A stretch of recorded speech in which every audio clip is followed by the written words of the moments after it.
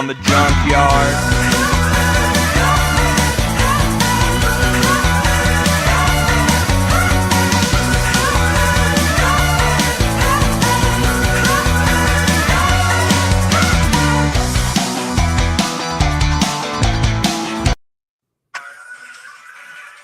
Cowbell.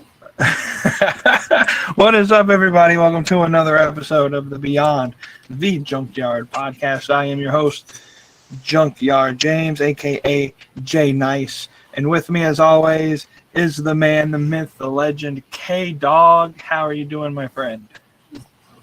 You know, it's officially summertime. It's summertime. It's hot. I hate summer.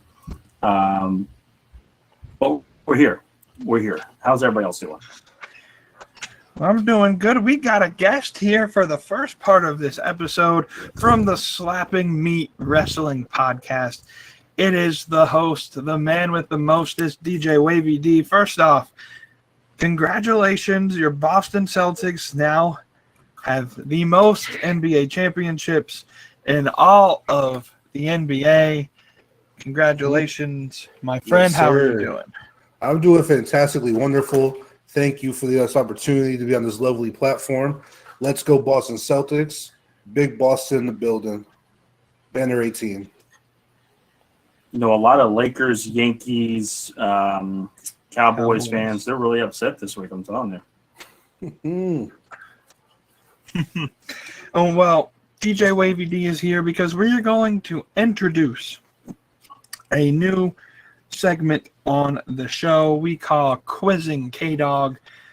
And the opportunity here is if Wavy D can beat KDAWG in a trivia quiz. I have put together 10 of what I think to be the hardest questions in wrestling trivia. Yikes. If Wavy D can get more correct than KDAWG, he's going to come away with a prize. I'll let KDAWG say what that is here in a minute, but first we got to reach out to the energy drink that we partner with, and that's W Energy. Code at the bottom.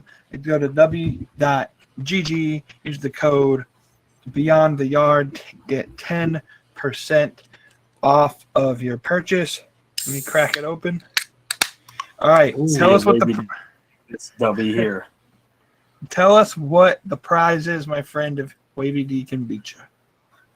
So listen, we're starting out episode 1. We can't just automatically give the best things away, right? We got to give a decent item, a decent prize to make this a selling point. So that way we get better and better as we go. If this turns out to be something that kind of takes a life of it on its own. So I have here the prize tonight is a nice little collector's pin. If you're a pin collector, that's cool. If not, it's all right. But it's unopened, fresh out of the All Elite crates, is the Dark Order pin. Ooh. You can see right here. So Join this will be the Order. prize tonight. Join the Dark Order, right? Anna J, former Dark Order member, now in a new faction. We'll get to that later. But yeah, we'll start out with that tonight, see how we do. And who knows if this thing takes life of its own, like Pierre-Luc Dubois takes a life of his own with Capitals. But again, different story, different time, different day. We shall see. So best of luck to you, sir.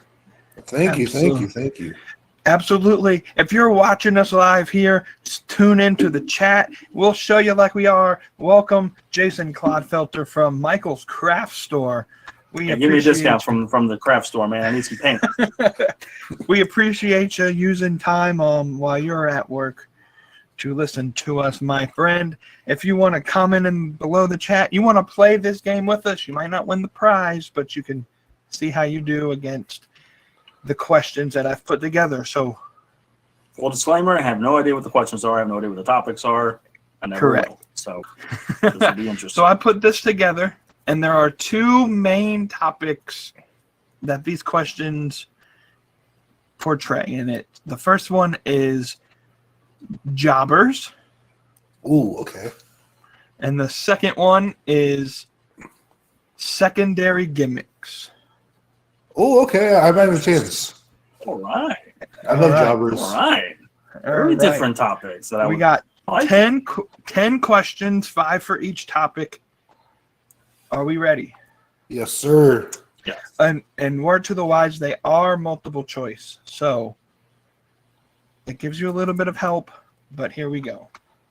You get how long to answer? I'll give you 30 seconds. I'll read the question, then you get 30 seconds. And we each get one pass. After you use your pass, you can't use it again. You have to answer. Correct. All right, here we go. Question number 1. The early to mid 90s were a time that many gimmicks in the WWF were based off of some sort of profession. Plumbers, trashmen, even magicians. One such profession played by Glenn Jacobs, who you know more popularly as Undertaker's younger brother Kane. What was Glenn Jacobs' secondary gimmick? The answer choices are A, the Goon, B, TL Hopper, or C, Isaac Yankum. Before we get the answer, is this he asks a question, I have the question? Is it going back and forth or?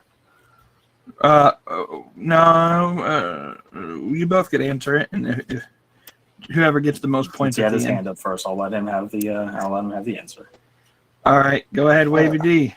This is Isaac Yankum, the evil dentist. Correct, my friend. Yes. Okay. Correct, my friend. It is Isaac Yankum.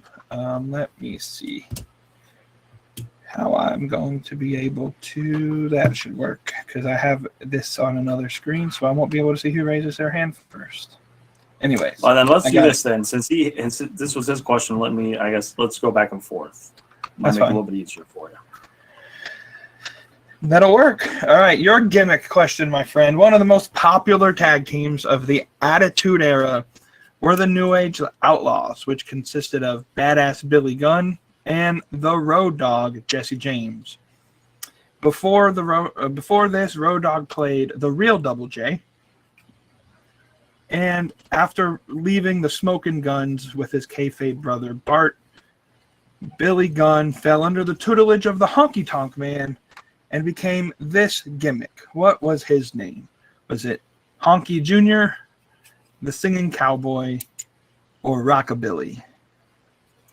Let's see, Rockabilly. That is correct. Rockabilly. I'm glad I didn't get that one. I had the wrong answer. Of course, I had to get the more difficult one. All right, Wavy D. Let's get you this one. I was trying to stay focused on the lore. I was trying to pay attention. All right, here we go. One of the biggest gimmicks, tag team gimmicks of the WWF was Demolition, but with Smash and Axe. Smash was his real name was Barry Darsall. He had a secondary gimmick during his time in NWA when it was known as Jim Crockett Promotions, where he had several title runs. What was this gimmick's name? Was it the Repo Man, Crusher Khrushchev, or the Crusher Machine? Okay, so I'm visualizing. I can visualize the Repo Man, and he doesn't look like the Demolition Boys. So what was B and C again? B was Crusher Khrushchev, and C, Crusher Machine. I'll say Crusher Machine. That sounds right for the time. That is incorrect. It is Crusher Khrushchev. Darn it. Did you know that, Cody? I did not. I honestly was going to say Repo Man, so I'm glad that he answered that and not me. All right, Cody, your turn. All right, we'll do it this way. If you get the question wrong, then the other person then can go in and steal if they got it. That work? Sounds good. All right, we're tied at 1. Here we go. Question 4 for my man Cody KDAWG. The late Del Wilkes was known for being a masked, flag-waving patriot. But before donning the Stars and Stripes, Wilkes was part of the AWA and won the Tag Team Championship alongside Paul Diamond. His gimmick at the time was law enforcement themed. What was his name? Was it A, the Big Boss Man, B, the cop, or C, the trooper?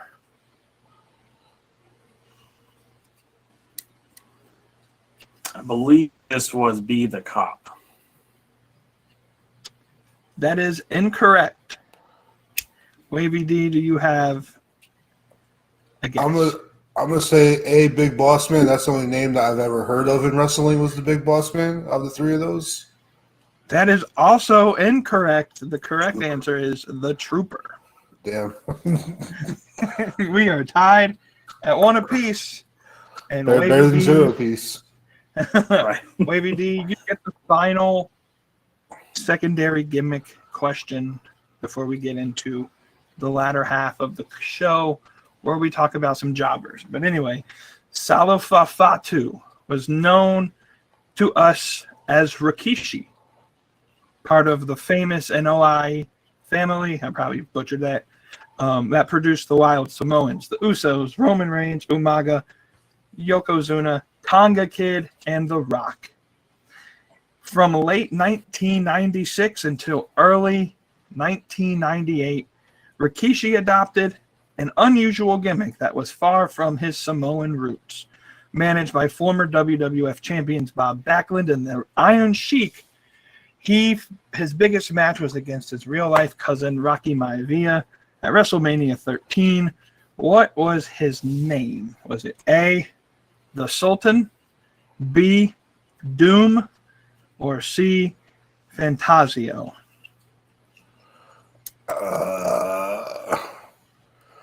Shoot, I've never known Rikishi as anything other as Rikishi. What was A again? A was the Sultan. I'm gonna go C. Fantasio, and that, my friend, is incorrect. Dang. Cody, can you steal the point? This would be A, the Sultan. That, my friend, is correct. You take the lead 2-1, and it becomes a chance for Cody to take a 3-1 advantage, as this is now his question. So they call him the Sultan Rikishi, or just the Sultan? Just the I Sultan. think it was just the Sultan. I don't think it had anything to do with Samoa. Nothing to do with it. Here we go, Cody. WWF in the mid-90s for you. That was before my watching time. Here was your question, my friend Cody. These two blonde-headed, pasty-faced brothers were two of the biggest jobbers in the NWA in the 1980s. They may be the biggest jobbers of all time, as they have a fan following based on just how bad they were. What two brothers' first names Randy and Bill lost to the entire NWA? Was it the Bashams, the Dibleys, or the Mulkeys?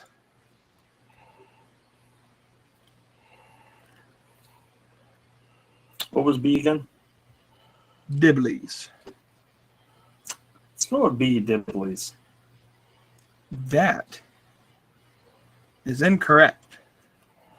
So, Wavy D, can you steal the point? I'm pretty sure.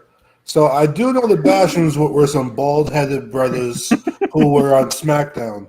So unless they cut their hair off, my logical answer would have to be C. That is correct. It is the Mulkeys, Randy and Bill. And it is now tied at 2 apiece with Wavy D. Here's your next question. Conan had great success in Mexico, WCW, and TNA, and had a short stint in WWF as a spaced-out jobber named what? Was it Cosmo, Starboy, or Max Moon? Conan and was it WWE or WWF at the time? WWF. Oh, I was about to say, I don't recall Conan and WWE as anything but Conan. Sorry, what were my choices again?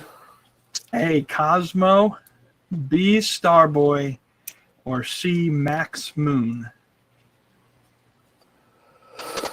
Okay, so knowing Vince McMahon, he was a big fan of singular names because if you had two names, it was harder for the announce team or the commentators, and more likely that you can get confused with another wrestler. So I'm gonna go with Cosmo. That is incorrect. Cody, you have a chance to steal Starboy or Max Moon. So also on a Vince McMahon thing, he loves him some double name things with the same letter. Hulk Hogan, Val Venus, etc.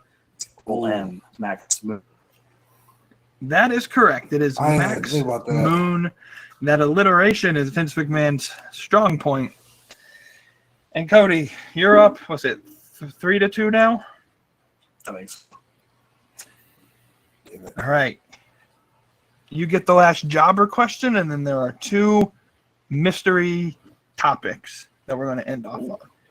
The last jobber question. Barry Horowitz is an inspiration to all those lifelong jobbers that hope to one day have at least a winning streak. One winning streak.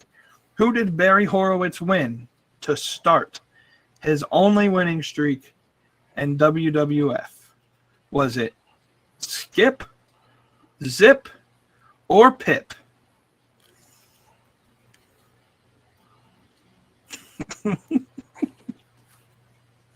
I feel like it's got to be a Skip. You would assume correctly. It is Skip. What a name. All righty. That's a trio. What a trio name. All righty. Cody is up 4-2.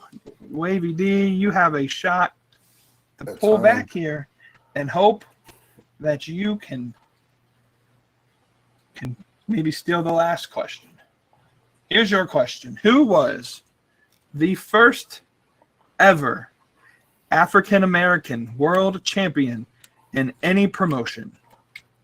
Would it be A, The Rock, B, the Junkyard Dog, C, Tony Atlas, or D, Ron Simmons?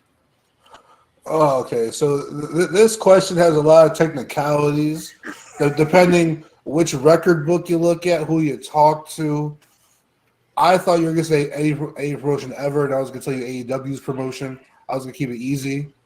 But if we're going any promotion all time, part of me wants to say the Junkyard Dog, but I'm pretty sure the correct answer is Tony Atlas.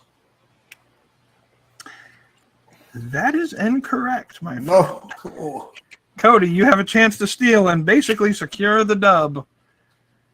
I will rip your heart out and put a sword through it, because the first ever world champion from an African-American perspective in any promotion will come in WCW in 1993, I believe, or 1994, and it's going to come into the form of Mr. Ron Simmons.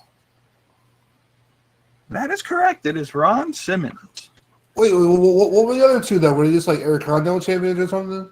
Because I wanted to say Simmons, but then the other two names I feel I've heard a lot more in like other documentaries. Yeah, Junkyard Dog. Tony Atlas was the first world tag team champion from an African American perspective, and then Junkyard Dog. You can finish that one, James. Did he? I don't think he won the world belt. He won the IC belt. I believe he was an IC champion. Dang. I thought Ron Simmons was just the first WWF, WCW, like however they merged their titles. I thought he was their first champion. When I asked this question to my brother, we too deep, he said Booker T. Well, a little off there. Just out of curiosity, what's the last question? The last question, Wavy D put up a valiant effort. I told you I came with the smoke in the first round. He did. I got some wrong. That was a good round. This can just be anybody to answer. But what city, well, we're talking about Owen Hart. This feeds into today's episode. What city did Davey Boy Smith defeat Owen Hart to win the first WWF European Championship? Is it Calgary, Alberta, Canada, Montreal, Quebec, Canada, or Berlin, Germany? Montreal, Quebec. You have a guess, Cody? I believe if it was the taped Raw from Berlin, Germany. It was Berlin, Germany. Damn it. Wavy D, thank you, my friend, for coming out. I studied the wrong topics. Hey, once again, I didn't know the topics either. When he said jobbers and then he said horrible gimmick or what was side gimmicks, I'm like, oh boy, this might get nasty here. I might not get one. Everything was before my birth year. I'm like, shoot. I'll make it a little easier for you. I'll make it a little easier next time. Maybe I'll throw some AEW questions in there. Cody, I got one trivia question for you, Cody, before I leave. Sure. One question for you. This is from my studies. Who was the first ever never open weight champion? I'll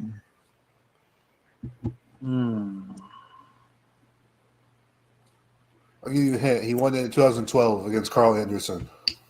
Okay. Oh. Is he currently in AEW? I have no idea. Probably not. Okay. Is he retired? That's a better question for James. I told James the person earlier. Oh, okay. Oh, I already forgot. Oh, Lordy dang. Never openweight champion.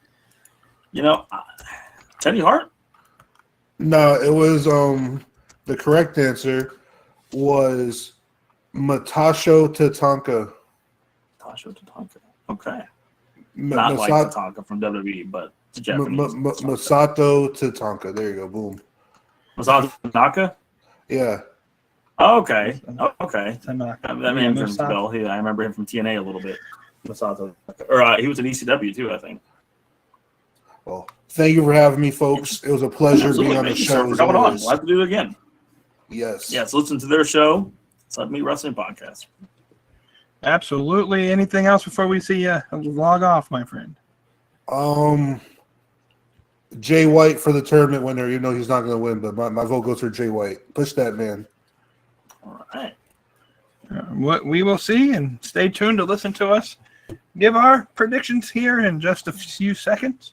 Thank you again for joining us today, Mr. DJ Wavy D. Make sure to tune in to the Slap and Meat Wrestling Podcast. I think they post their episodes Tuesday night at the butt crack of dawn. Yep. And and you can tune in Wednesday morning if you can't stay up that late. On your ride home from work. On your ride to work. That's hopefully, and maybe if a 2-hour ride to work, you can finish the whole episode. If not, it might take you a while to listen to it all. Split it up. That's it. Alrighty, we will see y'all. See you when we get you back on the show, Wavy D. Appreciate you for coming in. Hasta luego. Alrighty, well, that was fun. Hey, you're 1-0 against the competition, my friend. Those weren't exactly all the easiest questions either. So you gave me a little bit of a scare there. So that's just a taste of what can come. The host has the ability to make up the questions in the categories. I had no idea of any of those answers, and I even got someone to see. So that's what makes the game fun. Is even though we're co-hosts and all that, he has free reign of whatever he wants to ask, and there you go. So he mentioned before he left, Jay White is his pick to win the Owen Hart men's side of the tournament. So let's break down this tournament. And yesterday, we had an upset, I think, honestly, looking at the bracket. Pac beat Claudio Castagnoli to advance to the semifinals. He will fight the winner of Bryan Danielson and Shingo Takagi, which that match is in a few weeks at Forbidden Door. On the other side of the bracket, we got Ray Phoenix versus Jay White, and then Jeff Jarrett versus a wild card. First things first, these matches are spread the hell out. I'm not really sure I like the one match a week or whatever that they're going to do with this to draw it out. I get it. If they were going to, try to spread it out throughout the summer, they could have made it bigger than an 8-man tournament. I agree. It usually takes place in May and usually culminates either at Right. that double or nothing, but either kicks off double or nothing, or even some of the matches take place at double or nothing. So it's interesting how they're kind of drawing it out a little more this year, but yet it doesn't seem very broad for what a tournament could be. Right. And so my first question before we go through our predictions, obviously we know it's not Claudio Castagnoli winning this because he lost last night. Who do you think that wild card slot to fight Jeff Jarrett in the first round is going to be, my friend? That is actually a really good question. And going online and seeing some of the potential people,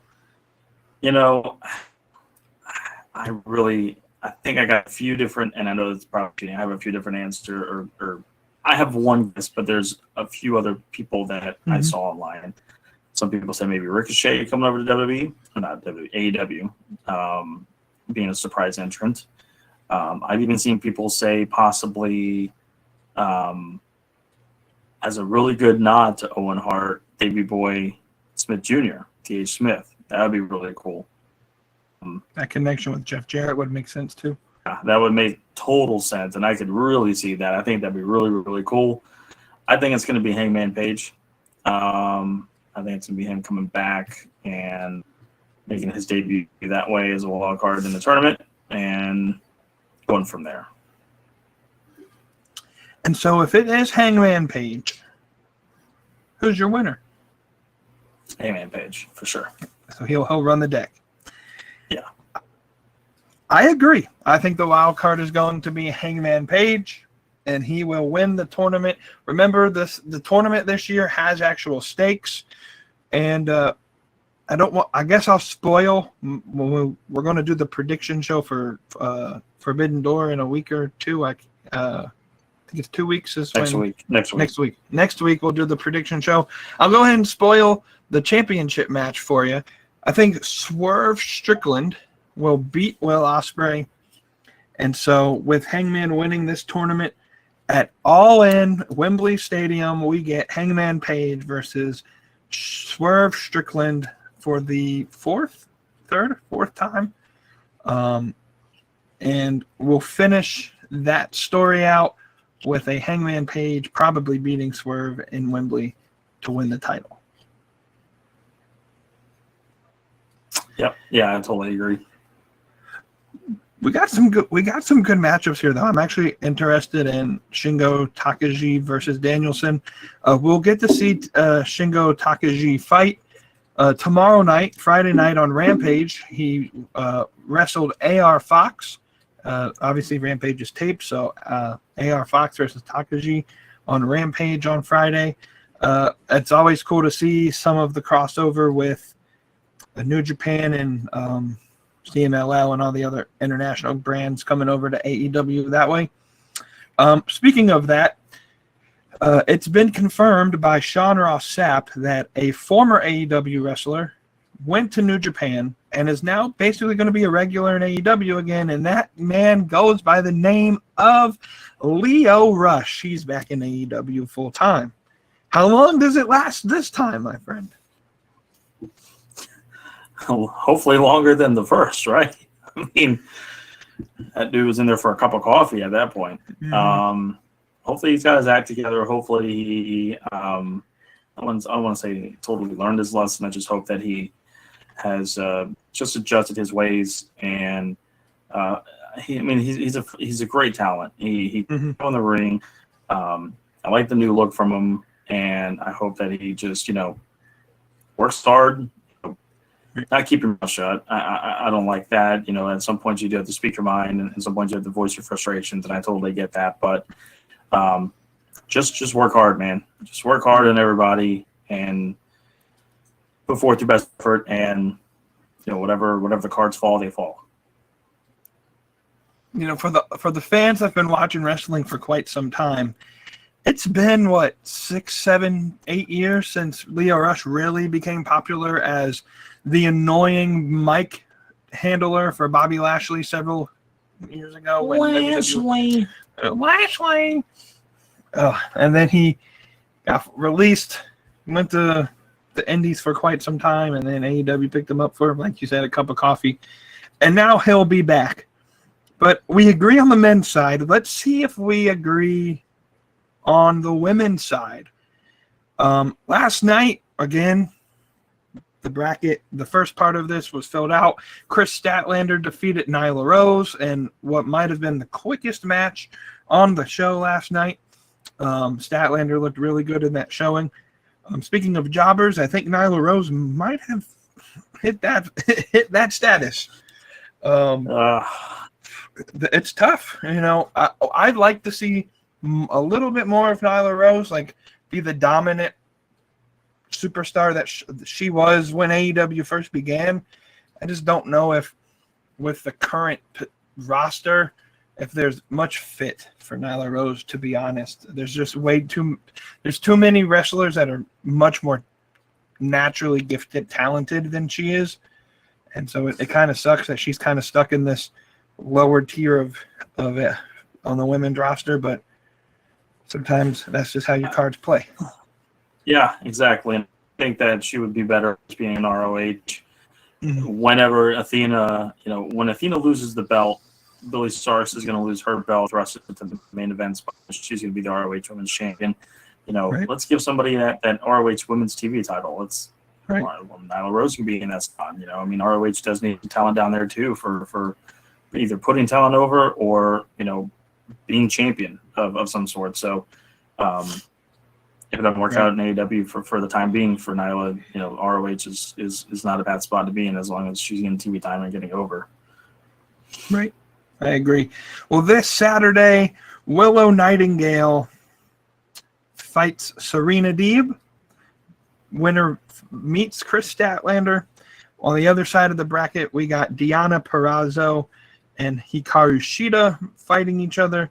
And then Mariah May fighting Saraya, which they kind of teased that a little bit last night in that awful segment. Before we talk about that, let's talk about that women's segment. Jason Clodfelter, who's in the chat right now watching this off camera, said he didn't really like the segment. I thought it was a decent segment. It wasn't great. Could have been a lot better, but it was good for what it was for. I have one complaint. Why are we putting Anna Jay in another stable? How many stables has she been a part of? The Dark Order, the Jericho Appreciation Society, and now whatever this 3-woman, I guess, are they still called the Outcast? I don't know. She's too talented to be just pushed and from stable to stable, hot potato style. She's not the greatest in ring.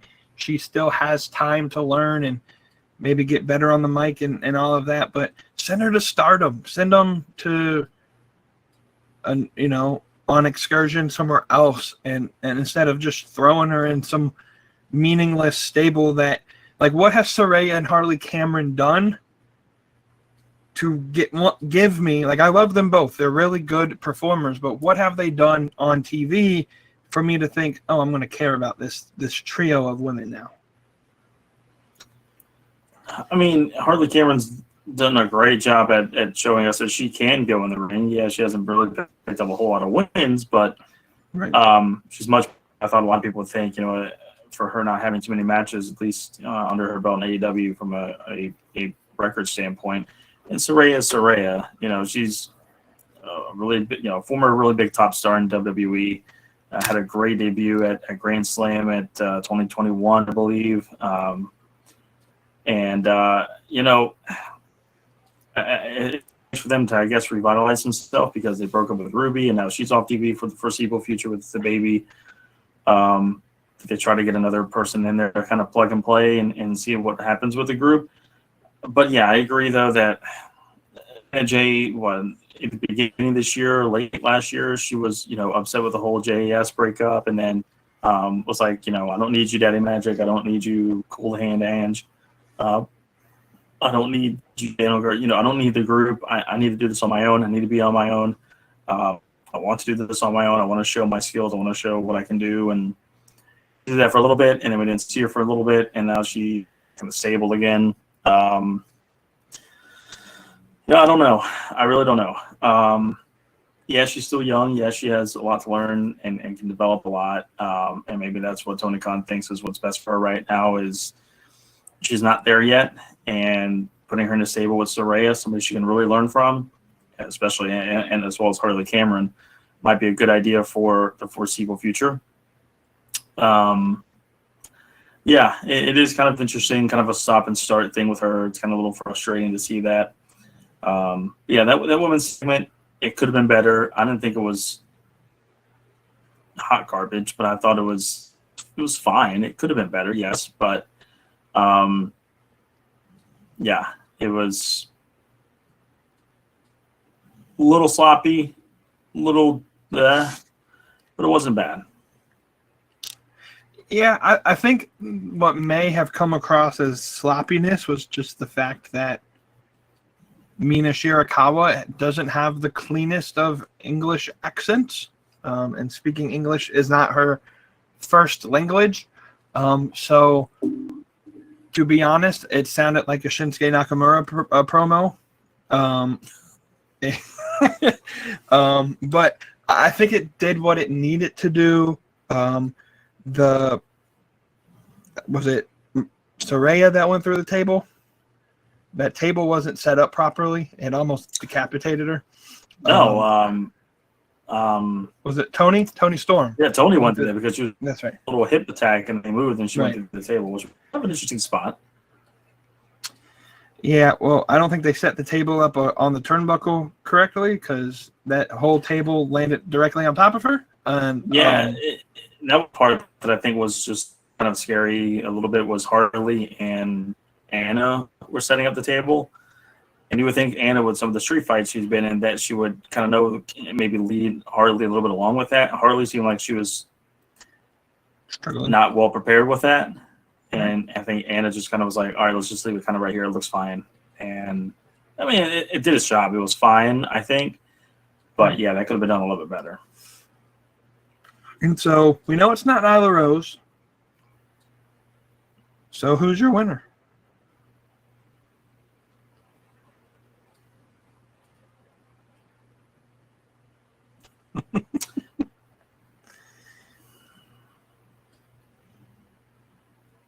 So this is automatically throwing off my idea that it's going to be Jamie Hayter because she's not even in the tournament. It's perfectly handing into your strategy with Mariah. So I was going to mention that. There's no Jamie Hayter, Yeah. no Britt Baker. What are they? What's going on with them? I think they're going. Either they're way off from returning, or they're just waiting for a surprise return. I really think they both return at All in Wembley. That's the biggest. Possibly. That's the biggest stage for their return.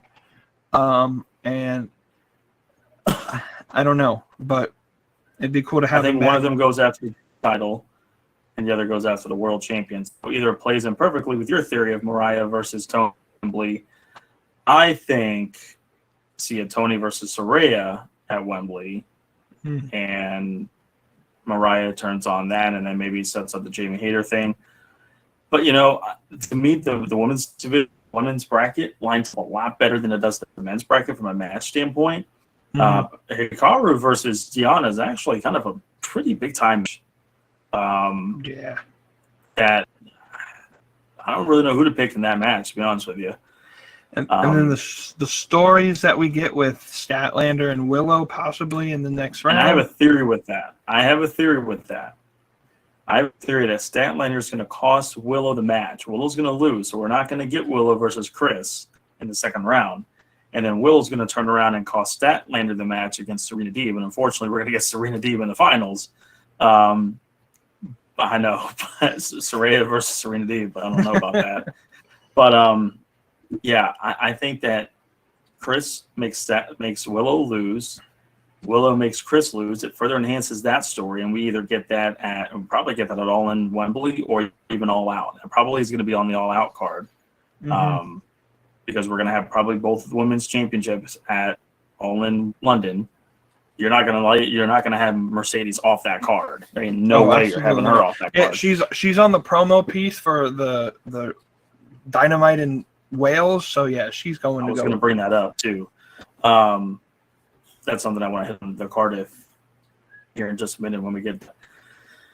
Yeah, so Mercedes is not getting thrown off, so I don't know if you're going to have a women's championship match at all out and at all. You may, but I think we might be setting up that Statlander Willow match for All Out 2 weeks away after that for in Chicago. I think we might get a Serena Deeb versus Saraya final. That's my thought, and I think we may see Saraya win it all and fight Tourney at Wembley. So here's my prediction. Willow beats Serena. Chris Statlander beats Willow. It's Chris Statlander in the finals. On the other side, Shida beats Perazzo. Mariah beats Saraya. Mariah in the finals. It's Mariah versus Statlander. And honestly, I could be okay with both women winning, Statlander or Mariah May. Willow comes out, makes Statlander lose. Mariah May gets her win. Mariah May lucks into the win, so she doesn't have to turn on Toni Storm at Forbidden Door, because you saw the tension that was there, that she didn't want to pick and choose between Mina or Toni Storm. To be honest, if this tournament wasn't for a title shot at All In, I would say Chris Statlander probably should win the tournament. But I'm going to go Mariah May, just simply because I've been saying it was going to be Toni Storm versus Mariah May at All In Wembley Stadium for quite a while now. And I got to stick to my guns. So give me a Mariah May victory there. I would love to see Statlander win it. I would love, as a wild card, to see someone like Deonna Purrazzo, who had a championship shot, but after her championship shot, hasn't really done much. To her to kind of step up and win this tournament would be cool. Just please not Serena Deeb. Do you think we could get no kidding. If Americans think she's boring, God, I don't want to see her in England. They may appreciate her a little bit more because of that mat style that she can do, but right, she ain't got no character. What if we get some sort of wild that one of these competitors, Mariah, possibly, maybe she beats Saraya, but gets really up and she can't continue the next round, and we get a dark horse and Jamie Hayter comes back. And this is me completely thinking off the wall, but me trying to keep my theory alive that it's going to be Jamie versus Tony head all in, but that would be interesting, but I don't think it needs it. Like I said, I think that the women's side is much more intriguing than the men's side. Absolutely. See, and on the men's side, my second place outside of Hangman Page, if the wild card is, let's say it's Ricochet, it could be. Mikey Ruckus was hinting at maybe Prince Puma, he put the Prince Puma graphic on Twitter, which was Ricochet's Lucha Underground name. Let's just say he's the wild card. I think Danielson wins the tournament. But the reason I think it's Hangman, and then I've also seen Ospreay loses at Forbidden Door. He then becomes the wild card, and then Ospreay wins and gets his match against Swerve at Wembley again, which I wouldn't really like. I don't like that story, but I think you got to save Danielson. If he gets a title shot at any time, you got to save it for Tacoma. When the October pay-per-view, Wrestle Dream. Because apparently, I think that's going to be his final match, and that'll be a Bryan Danielson showcase, kind of what Revolution was for Sting. Just my thoughts. The only thing I disagree with that on is I think they build more of him from Seattle, and they swerve more from Tacoma. Right. So if anything, it might be more of a Swerve thing. I'm not against the Danielson thing, but I think that he should have, because this is his last full year. He's still going to wrestle a little bit on the side. Right. But this would be the best way to get him on his final full run, go out with a world title shot, have him win the tournament and face Swerve at All in London, and potentially, give that great story to see if the American Dragon can one more time rise up to the challenge and Right. and try to win a world title. That'd be kind of cool, but yeah, the men's side is just kind of weird. It's that the wild card looks to be going to win the tournament when we don't even know who it is.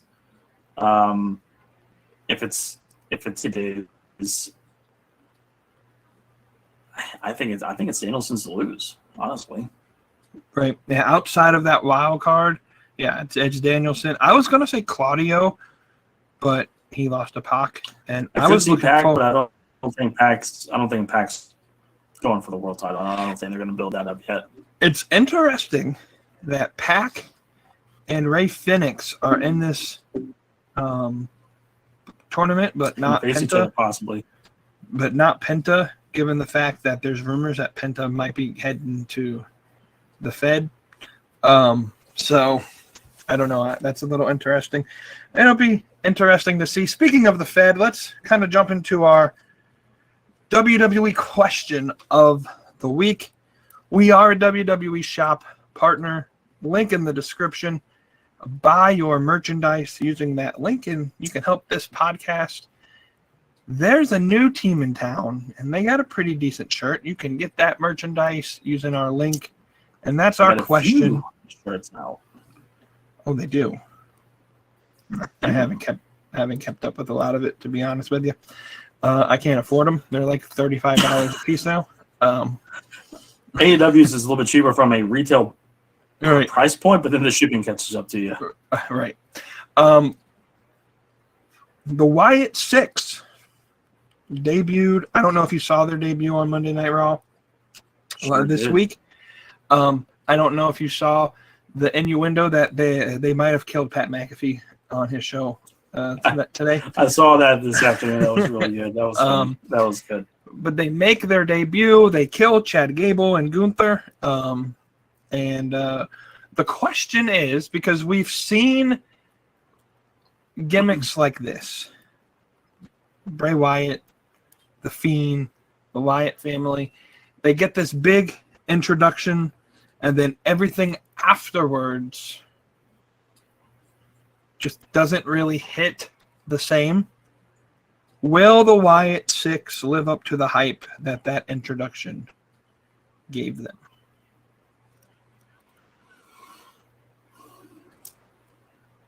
That is a loaded question, and it's tough because the Wyatt family at its maximum was 4 people, and when they debuted, it was 3, and then when the Fiend came out, it was 2, with the Fiend and Alexa Bliss.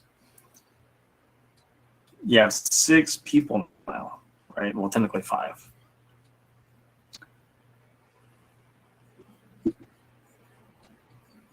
What do you do with them? I mean, It's hard enough for one person, let alone 3. Now we've got 5. I mean, this is a full-fledged faction here. There's no trios title in WWE. Yeah, I don't have to remember all these characters' names. I honestly forgot besides Uncle Howdy. I know they're based off the characters, right? So you have Mercy, and you got Ramblin' Rabbit, right? You got Abby the Witch, right? We haven't seen Sister Abigail, so that's interesting. I wonder if maybe Alexa Bliss becomes the 6th member and returns to Sister Abigail. I don't know. We'll see. But there's 2 of them could go for the tag belts. The woman, Nikki could go for either the championships. Now you're left with 3. I guess one could go for the Intercontinental, the U.S., and the World title, and they all just take over the brand. And I'm not saying they all need a title. And we know Bray Wyatt never needed a world title for the character to get over. It got over on its own. It didn't need a world title, and I think that's kind of what helped with the decline of the character, was giving him that Universal Championship run and beating Seth Rollins in that Hell in a Cell so early. But anyways, Yeah, I hope it works. I hope that they do well. It's an awesome tribute to Bray. It's going to make me tune in to Raw a little bit more, just to kind of see where the gimmick goes a little bit. I think it's a great tribute, a great honor. I'm so glad that they decided to wait as long as they needed to get all this ready to go. You know, they didn't do it right after Bray passed. They didn't do it at Survivor Series, didn't do it at Royal Rumble, didn't do it at WrestleMania, and they didn't do it at a big pay-per-view. They did it on a Raw. And I just think it was really, really well done. I thought it was a fantastic debut. Look, see, we do talk positively here about WWE sometimes. We really do. Yeah. I love the camera work. It was only one camera, a continuous shot, and I really think the production value of WWE has gone up here over the last few months. I really have enjoyed it. Since they fired Kevin Dunn. Thank God. Yeah, that's what it was. 15,000 camera cuts. Killing me, man. I mean, I still don't watch WWE religiously every week, the full 3 hours and 2 hours of Raw Smack TV, but from what I did, I watched the entire debut of them. It was one continuous camera shot. It was really, really well done, and I just thought that they did a really good job with that. And of course, what happens next? What happens now? Who are they going to go after? Even though they killed the two guys, is that going to be their feuds? Is it going to be something else? I think that they will have very good success. It's just a matter of getting them off the ground. If they can continue getting them off the ground hot and running, not stalling, not waiting weeks, get them off the ground, get them running, then they have a much better chance of succeeding than the previous iterations. Yeah, I thought the debut was perfected pretty much to a point. Like, it was a great debut. My concern with a gimmick like this, and Bray ran into these barriers as well, is a lot of the gimmick is very just in concept, very cinematic, and so it's hard to tell a story through a wrestling match with this gimmick.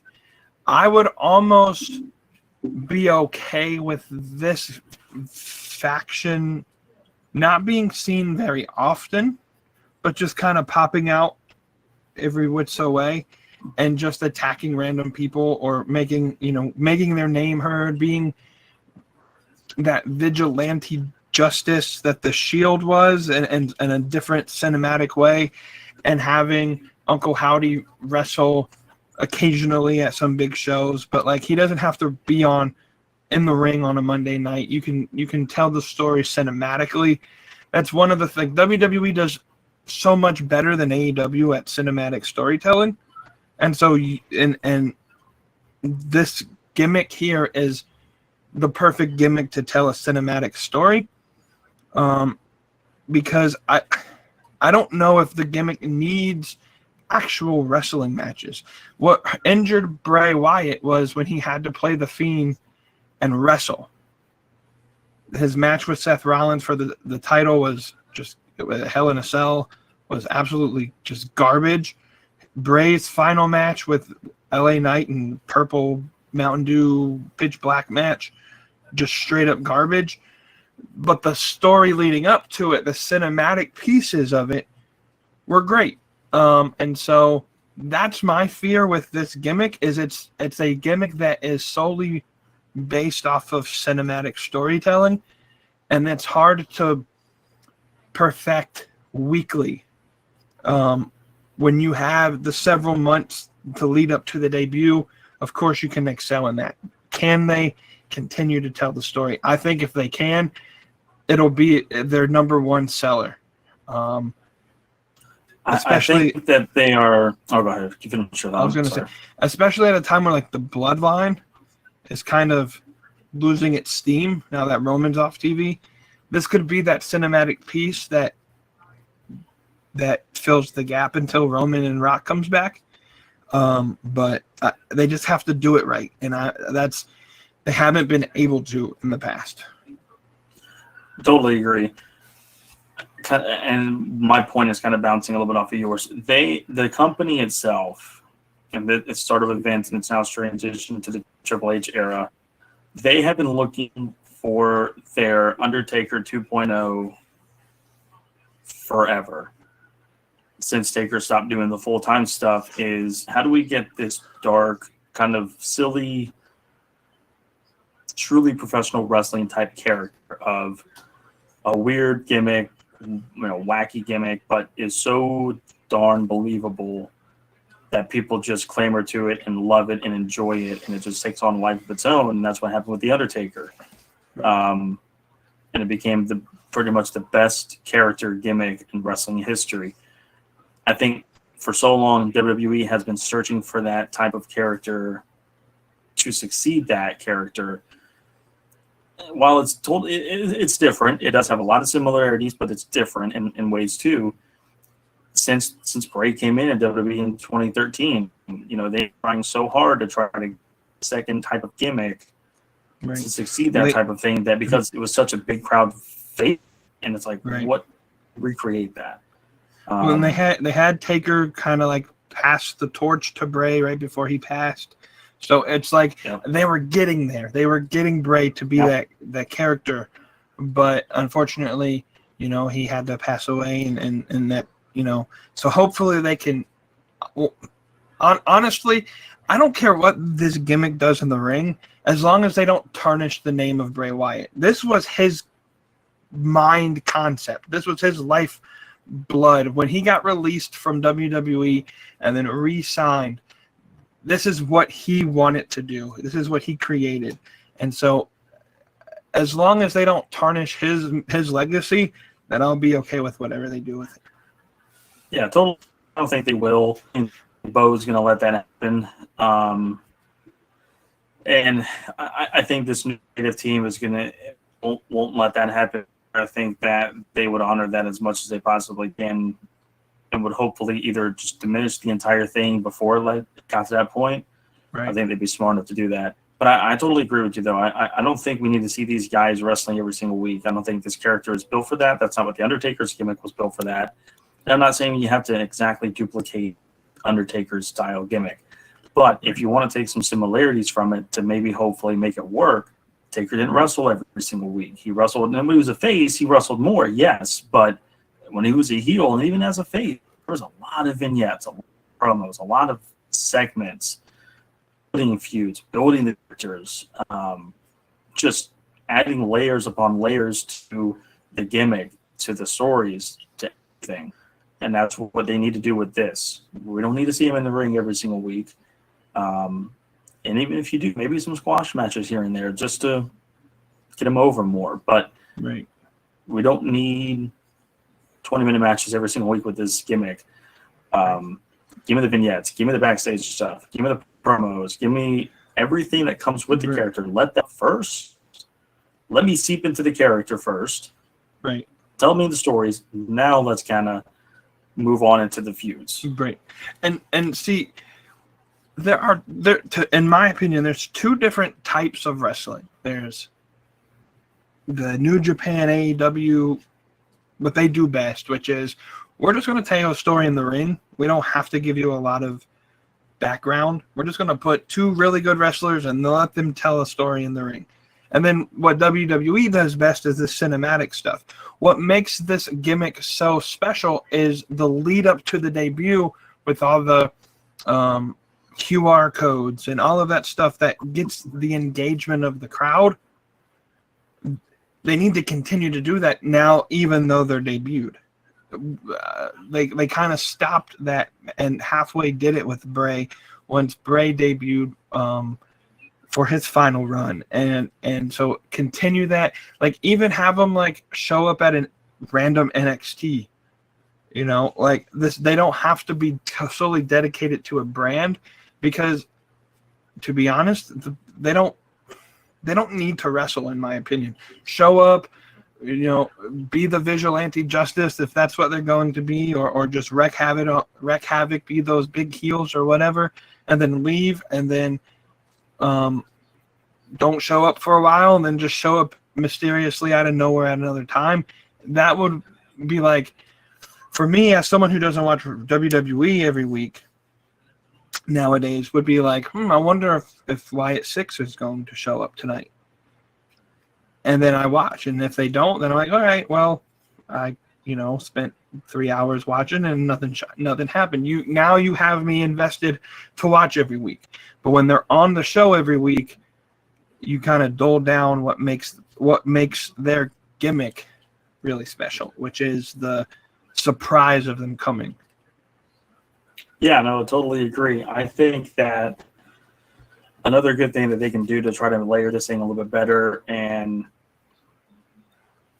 give it some to grow and some leeway is, again, it doesn't have to be, and I'm making it seem way too similar to The Undertaker, but I'm trying not to take time to do some that kind of make you go back to that a little bit. Let's try to see if the formula works. If it worked for Taker, let's just see. Do something that makes all of them be led on by something. So for The Undertaker, it was Paul Bearer, but what did Paul Bearer have control of? The urn. Right. Do that with the lantern. Do that with the rocking chair.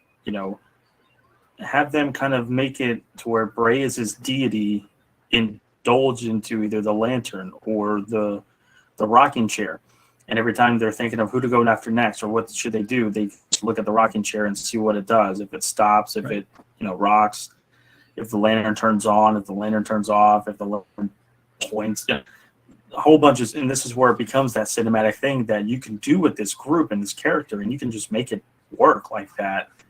Not every gimmick can do this. Not every character can do this, but for them specifically, I think that would be perfect, is to have that that Bray Wyatt spiritual deity lead them to wherever the group goes. And I think that would be really cool to do. Great way to honor Bray and keep his spirit alive and kind of still involved, but also to help this group kind of shift to wherever they need to go to storyline wise. So where they go from here, how WWE uses them, what the run's like. But yeah, should be really interesting to see what happens from here on out.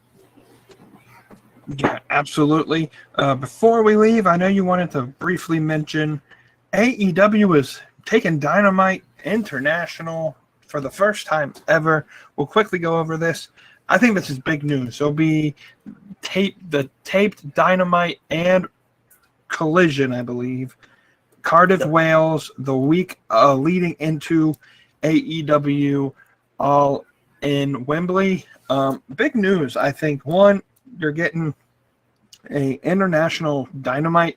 That crowd over there in the United Kingdom for Dynamite is going to blow the American crowds out of the water and teach them a lesson on how to be a fan for a Wednesday night show. What is your big takeaway with AEW going international? I love this. I'm so glad that they're finally overseas for their weekly show. Bringing the weekly show to an international crowd like that is going to be so awesome, and it's so good for AEW's growth. Great for, if the TV deal hasn't happened yet, to showcase a TV deal that we can go internationally, create this great television show, and be successful. I'm sure they're going to be taping Rampage as well with this, do a Rampage. They'll probably do Dynamite, Rampage, and then Collision the next night, I believe, or whenever they take Collision. I'm a little curious as to the arena selection and the location. I get you probably don't want to overrate your thing in London because you have such a big crowd that's going there, and you're not quite sure if you can sustain a big crowd for the arena show, the Wednesday show, and then do Wembley. I understand that. Maybe you're not ready for that kind of thing to tap your toe yet, but I'm looking up the arena because I'm a junkie for that kind of stuff, of what the arena looks like and just how the whole thing would look, and you try to visualize what the field is going to look like. It's a rather smaller arena. They only hold about 5,000 people, maybe 5,500 if they dim down the stage a little bit, which in American market, that to me is a perfect size right now for an AEW crowd. They had a really good crowd last night at Fairfax, Virginia. Maybe that Northeast. Yeah, there you go. Thank you. Representing. Maybe that Northeast Virginia, Northeast type market is working pretty well for them. I would have rather them see maybe not a 10 or 15, not a 1,000 or 15,000 seat arena, but maybe a capacity of 10. Because I just feel like, yeah, they're easily going to probably sell at that show. I would feel like, but why not do a bigger show? But my thinking on that is, let's not go to the biggest arena we can go to. Let's create a very tight, intimate atmosphere where people are going to bog up those tickets. If it's only going to be 5,000, maybe even 4,500 that are going to be able to go to that Dynamite Collision taping. So it's going to make the FOMO, fear of missing out, of seeing AEW at Cardiff. Well, if I can't see them at Cardiff, I have to go to All In. I have to go to Wembley. I have to go see them. And that's probably what the strategy is let's go to a smaller arena, create that intimate, quick selling atmosphere. People are going to buy those tickets, get them quick. Well, damn, now that show is sold out. Now I have to go to Wembley, which is what probably the strategy is. Create that intimate atmosphere, create those tickets selling fast, lead them to Wembley, let them be like, crap, I just missed it. Now I have to go to Wembley, see a bigger show, be a part of a bigger crowd. AEW's only going to be here one more time. I need to go see it. But yeah, I think great week for AEW when they go overseas for that week.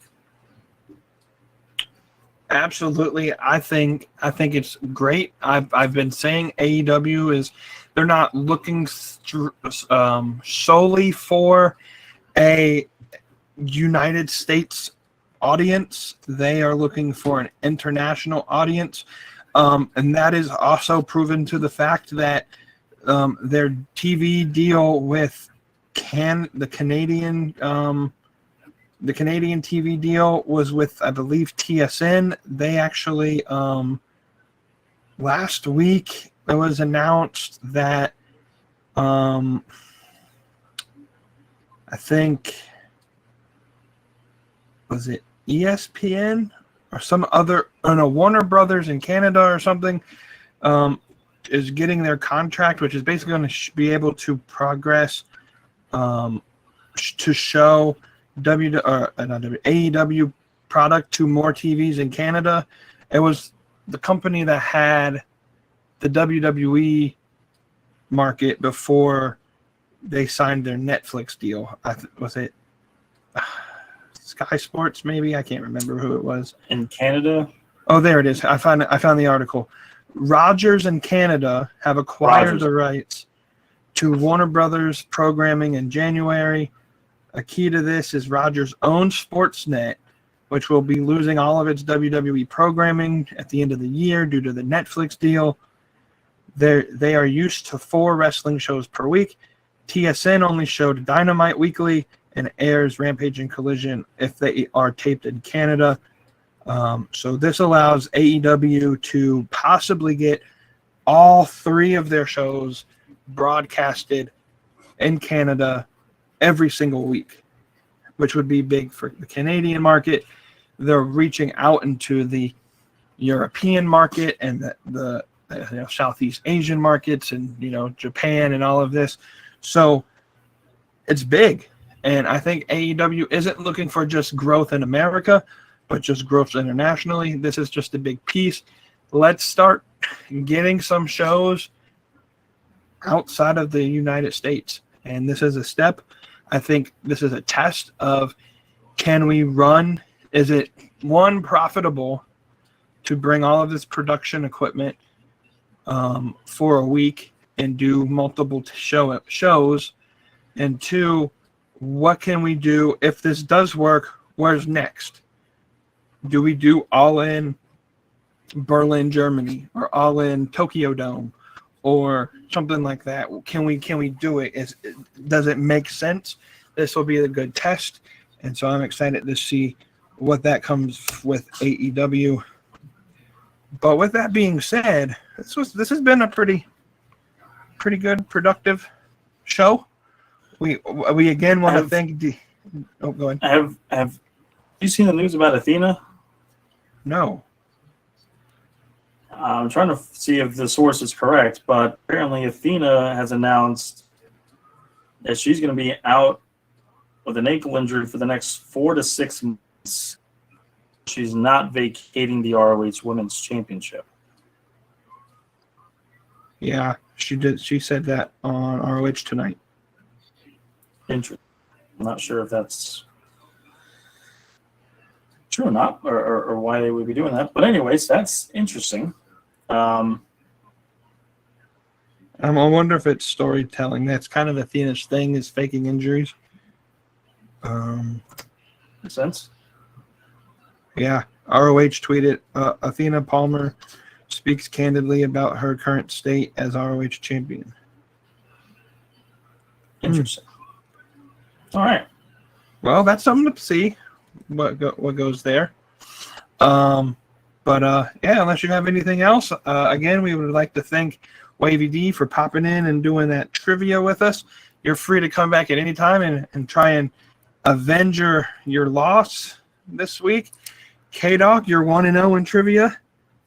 Let's see if we can keep that undefeated streak alive and going longer. Keep it going. I'd like to thank our energy drink affiliate, Dubby. I drank the whole thing. It works. I might not be able to go to sleep tonight. But code at the bottom of the screen, Dubby.gg. Code Beyond the Yard when you check out to get 10% off and help support the podcast. Same thing with the WWE shop. Link in the description there. You click the link and just go through the process as normal, and you help the podcast out that way as well. Until next week, when we be predicting some Forbidden Door. Let's have a good week, and we'll see you next time on the Beyond the Junkyard podcast. Y'all have a good one.